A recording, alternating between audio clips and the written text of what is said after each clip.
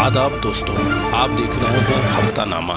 छात्रों, प्रतियोगी परीक्षार्थियों और आम दर्शकों के लिए महत्वपूर्ण हफ्ते भर की सबसे अहम, भरोसेमंद और असरदार खबरों का साप्ताहिक अपडेट। यहाँ हम बात करते हैं भारत से लेकर दुनिया तक उन घटनाओं की जो वाकई मायने रखती हैं। तो चलिए शुरू करते हैं इस हफ्ते का हफ्तानामा।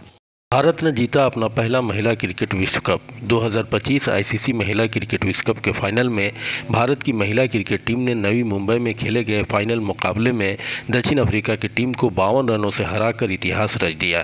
भारत ने पहले बल्लेबाजी करते हुए 7 विकेट पर 298 रन का शानदार स्कोर बनाया और इसके बाद दक्षिण अफ्रीका को 246 रन पर ऑल आउट कर दिया। शेफाली वर्मा के 87 रन और एक महत्वपूर्ण विकेट तथा दीप्ति शर्मा के 58 रन और 5 विकेट ने जीत में अहम भूमिका निभाई। ये जीत भारत में महिला क्रिकेट के लिए एक ऐतिहासिक क्षण माना जा रहा है। इस जीत की तुलना भारत की 1983 की पुरुष क्रिकेट विश्व कप विजय से की जा रही है। भारत की ऐतिहासिक जीत के बाद भारतीय क्रिकेट नियंत्रण बोर्ड बीसीसीआई ने टीम के लिए 51 करोड़ के इनाम की घोषणा की है। भारतीय अंतरिक्ष अनुसंधान संगठन इसरो ने लॉन्च किया भारत का अब तक का सबसे भारी संचार उपग्रह। इसरो ने अपने LBM-3M5 बाहुबली रॉकेट के जरिए उपग्रह CMS-03, जिसे G*7R के नाम से भी जाना जाता है, को सफलतापूर्वक श्रीहरिकोटा से लॉन्च किया।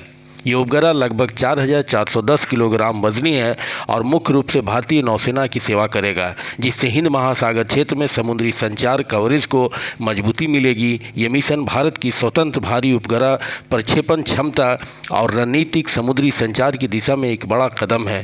पहले भारत को भारी उपग्रहों के प्रक्षेपण के लिए विदेशी रॉकेटों पर निर्भर रहना पड़ता था। ये मिशन आत्मनिर्भर भारत को अंतरिक्ष प्रौद्योगिकी के क्षेत्र में और सशक्त बनाता है। कनाडा ने भारत से बड़ी संख्या में स्टडी परमिट आवेदनों को खारिज किया। जारी आंकड़ों के अनुसार अगस्त 2025 में कनाडा ने भारतीय छात्रों के लगभग 74% स्टडी परमिट आवेदन अस्वीकार कर दिए, जो अगस्त 2023 के लगभग 32% की तुलना में एक बड़ी बढ़ोतरी है।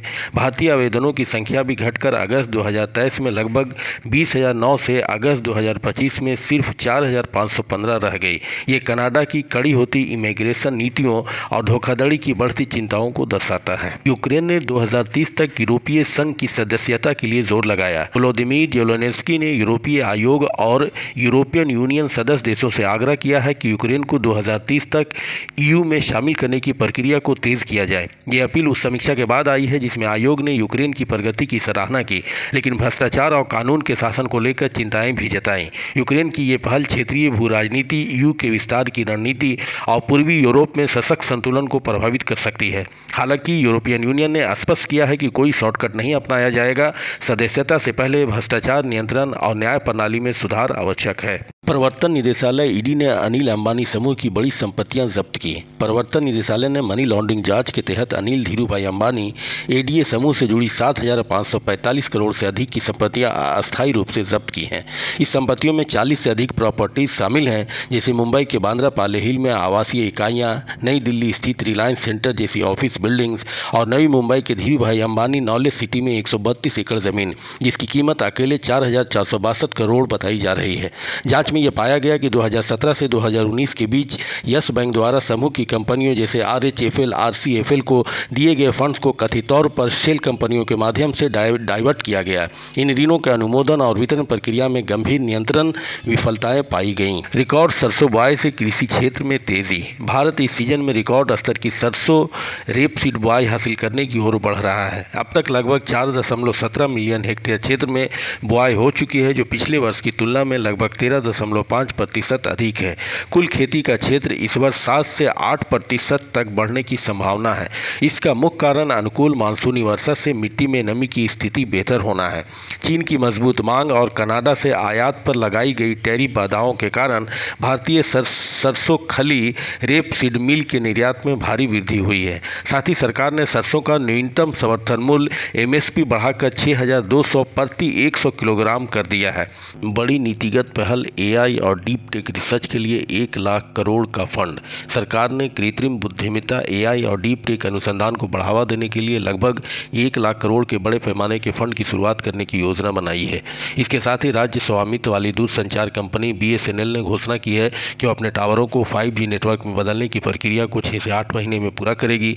जैसा कि मंत्री ने बताया, ये कदम भारत की उन्नत प्रौद्योगिकी, घरेलू नवाचार और इंफ्रास्ट्रक्चर सुधार की दिशा में तेजी को दर्शाता है। भारत की शीर्ष 1% लोगों की संपत्ति 2000 से अब तक 62% बढ़ी। G20 के संदर्भ में जारी एक रिपोर्ट के अनुसार भारत के शीर्ष 1% धनी वर्ग की संपत्ति वर्ष 2000 से अब तक 62% तक बढ़ी है, जबकि निचले 50% आबादी की संपत्ति में केवल बहुत मामूली वृद्धि हुई है। ये देश में बढ़ती आर्थिक असमानता को उजागर करता है। लगातार बढ़ती असमानता सामाजिक असंतोष को जन्म दे सकती है और ये सरकार के नारे सबका साथ सबका विकास के लक्ष्य के लिए एक बड़ी चुनौती पेश करती है। फिलीपींस में तूफान कलमाएगी से भारी तबाही। टाइफून कलमाएगी, जिसे तूफान टीनो भी कहा जाता है, से मध्य फिलीपींस में अब तक कम से कम 66 लोगों की मौत हो चुकी है, जबकि कई लोग अभी लापता हैं। सेबू जैसे प्रांतों में लोग अब विनाश के पूरे पैमाने का सामना कर रहे हैं। कई घर बह गया है या बुरी तरह क्षतिग्रस्त हो गया है। बुनियादी ढांचा ठप है और मानवीय सहायता तक पहुँच एक बड़ी चिंता बन गई है। बचाव, राहत और पुनर्निर्माण कार्य अब अत्यंत आवश्यक हो गए हैं। फिलीपींस तीव्र उष्णकटिबंधीय तूफानों के प्रति अत्यधिक संवेदनशील देश है। अमेरिका में ऐतिहासिक चुनाव परिणाम। जोहरान ममदानी बने न्यूयॉर्क सिटी के मेयर, डेमोक्रेट्स को बड़ी जीत। अमेरिका में डेमोक्रेटिक पार्टी ने कई प्रमुख चुनावों में शुरुआती जीत दर्ज की है। 34 वर्षीय जोहरान ममदानी ने न्यूयॉर्क सिटी मेयर का चुनाव जीतकर इतिहास रच दिया। वे शहर के पहले मुस्लिम और पहले दक्षिण एशियाई मूल के मेयर बने हैं। इसी के साथ पार्टी ने न्यू जर्सी और वर्जीनिया में गवर्नर चुनाव भी जीते हैं, जबकि कैलिफोर्निया में नई निर्वाचन सीमा निर्धारण योजना को मंजूरी मिल गई है। ये परिणाम अमेरिका में बदलते राजनीतिक समीकरणों का शुरुआती संकेत माने जा रहे हैं और वर्तमान राष्ट्रीय नेतृत्व से मतदाताओं की असंतुष्टता को दर्शाता है। खगोलीय घटना बीवर सुपरमून। 2025 का सबसे बड़ा पूर्ण चंद्रमा, जिसे नवंबर सुपरमून या बीवर मून कहा जाता है, बुधवार की रात को आकाश में उदित हुआ, जिसने अपनी असाधारण चमक और आकार से रात के आकाश को आलोकित कर दिया।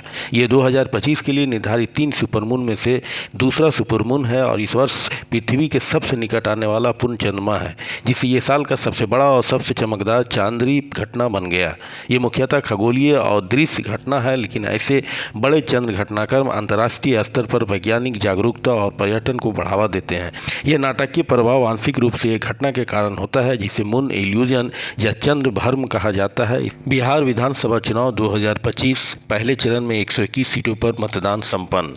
करीब 7.4 करोड़ मतदाता 18 जिलों में पहले चरण के मतदान में हिस्सा ले रहे हैं। ये चुनाव प्रधानमंत्री नरेंद्र मोदी और भाजपा नीति NDA के लिए एक बड़ी परीक्षा मानी जा रही है। बिहार की कुल 243 विधानसभा सीटों में से 121 सीटों पर गुरुवार को पहले चरण का मतदान हुआ। ये चरण एक त्रिकोणीय मुकाबले के रूप में देखा जा रहा है। शाम तक मतदान प्रतिशत लगभग 64.6% दर्ज किया गया। परिणाम 14 नवंबर को घोषित किए जाने की संभावना है। हरियाणा में मतदाता सूची में हेराफेरी के आरोप। 5 नवंबर को एक प्रेस कॉन्फ्रेंस में लोकसभा में विपक्ष के नेता राहुल गांधी ने आरोप लगाया कि पिछले वर्ष हुए हरियाणा विधानसभा चुनाव में लगभग 25 लाख फर्जी नाम मतदाता सूची में जोड़े गए थे और इस पूरे मामले में भारतीय जनता पार्टी के साथ भारतीय निर्वाचन आयोग की भी मिलीभगत थी। प्रौद्योगिकी में प्रगति। भारत का पहला 500 किलोमीटर क्वांटम की डिस्ट्रीब्यूशन नेटवर्क। राष्ट्रीय क्वांटम मिशन के तहत एक स्टार्टअप ने भारत का पहला 500 किलोमीटर लंबा QKD नेटवर्क सफलतापूर्वक प्रदर्शित किया है। साथ ही महाराष्ट्र ऐसा करने वाला भारत का पहला राज्य बन गया है, जिसने सैटेलाइट इंटरनेट सेवाओं के लिए स्टारलिंक के साथ साझेदारी पर हस्ताक्षर किए हैं। यह अत्याधुनिक नेटवर्क 500 किलोमीटर तक फैला हुआ है और इसे भारत में विकसित स्वदेशी व पेटेंटेड तकनीक का उपयोग करते हुए मौजूदा ऑप्टिकल फाइबर अवसंरचना पर स्थापित किया गया है। विज्ञान एवं प्रौद्योगिकी विभाग के राष्ट्रीय क्वांटम मिशन के अंतर्गत ये उपलब्धि क्वांटम सुरक्षित संचार के क्षेत्र में भारत के लिए एक महत्वपूर्ण मील का पत्थर है। ब्राज़ील के बेले शहर में COP30 जलवायु शिखर सम्मेलन की शुरुआत। दुनिया भर के नेता ब्राज़ील के बेले शहर में COP30 जलवायु शिखर सम्मेलन के उद्घाटन के लिए एकत्रित हुए। संयुक्त राष्ट्र महासचिव एंटोनियो गुटेरेस ने 1.5 डिग्री सेल्सियस तापमान वृद्धि की सीमा को पार करने में वैश्विक विफलता को नैतिक असफलता और घातक लापरवाही बताया।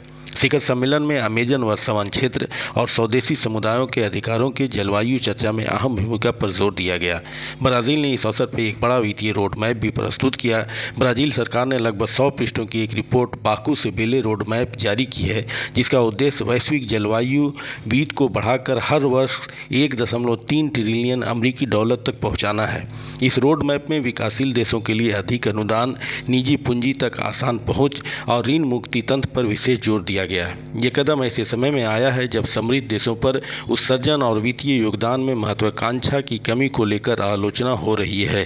जलवायु शिखर सम्मेलन में जीवाश्म ईंधन पर निर्भरता और उससे जुड़े हितों को भी केंद्र में रखा गया। संयुक्त राष्ट्र महासचिव एंटोनियो गुतेरस ने जीवाश्म ईंधन कंपनियों पर आरोप लगाया कि वे जलवायु नीतियों में बाधा डाल रही हैं और जलवायु विनाश से लाभ कमा रही हैं। विश्लेषकों के अनुसार भले ही आज सौर और पवन ऊर्जा से विश्व स्तर पर कोयले की तुलना में अधिक बिजली उत्पन्न हो रही है, लेकिन कोयले की खपत अब भी रिकॉर्ड स्तर पर है, जो इस परिवर्तन की जटिलता को दर्शाता है।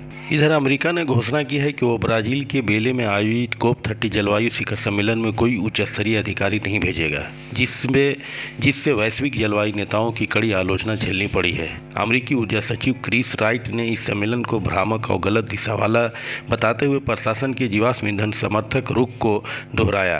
राजनयिकों ने चिंता जताई है कि औपचारिक रूप से अनुपस्थिति रहने के बावजूद अमेरिका अप्रत्यक्ष रूप से सम्मेलन के परिणामों को प्रभावित करने की कोशिश कर सकता है। वंदे मातरम के 150 वर्ष पूरे होने पर वर्ष भर चलने वाले उत्सव का शुभारंभ। भारत के प्रधानमंत्री नरेंद्र मोदी ने 7 नवंबर को वंदे मातरम गीत की 150वीं वर्षगांठ के उपलक्ष्य में देशव्यापी वर्ष भर चलने वाले उत्सव का उद्घाटन किया। इस अवसर पर उन्होंने एक स्मारक पोर्टल, विशेष स्मारक सिक्का और डाक टिकट भी जारी किया।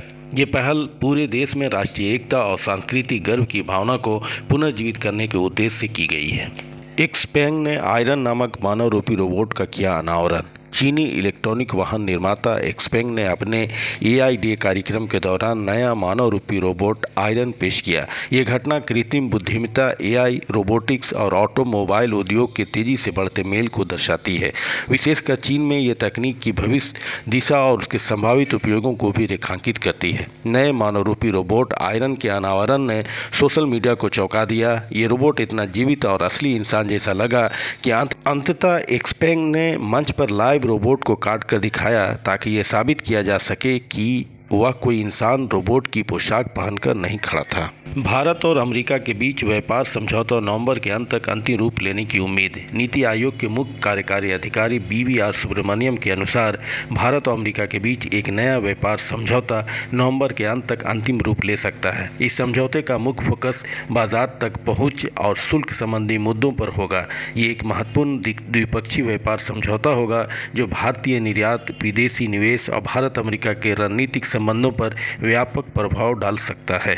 तो ये थी इस हफ्ते की सबसे अहम खबरें सिर्फ हफ्तानामा पर। अगर आपको ये वीडियो पसंद आया हो तो लाइक करें, शेयर करें और चैनल को सब्सक्राइब करना न भूलें ताकि हर हफ्ते की अपडेट आप तक सबसे पहले पहुंचे।